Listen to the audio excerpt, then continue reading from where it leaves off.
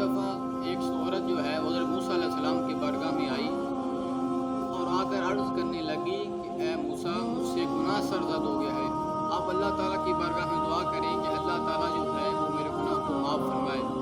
तो मूसा अलैहिस्सलाम ने कहा कि तूने कौन सा गुनाह किया है? उस औरत ने कहा कि ए मूसा, मुझसे ज़ना जो है वो सरज़द हुआ है, मैंने ज़ना कराया है, उससे बच्चा पैदा हुआ है।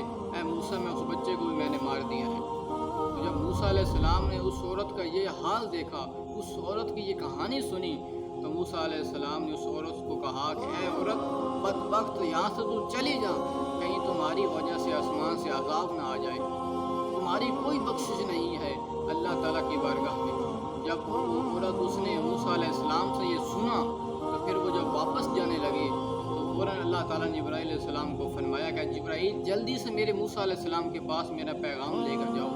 तो मूसा अलैहिस्सलाम के पास हज़रत जिब्राईल अलैहिस्सलाम हाज़िर हुए और आकर कहा कि ए मूसा, वो औरत तुझसे बख्शिश मांगने के लिए आई थी, वो तुमसे जो है वो दुआ कराने के लिए आई थी कि अल्लाह ताला की बारगाह में मेरी बख्शिश के लिए दुआ करें। तो मूसा, तूने उसको क्यों खाली हाथ फेर दिया? तो मूसा अलैहिस्सलाम ने कहा कि उसने गुनाह ही ऐसा किया है कि इसकी वजह से उसकी कोई बख्शिश नहीं। तो जिब्राईल अलैहिस्सलाम ने फरमाया कि मूसा, क्या तूने इससे बड़ा गुनहगार नहीं देखा?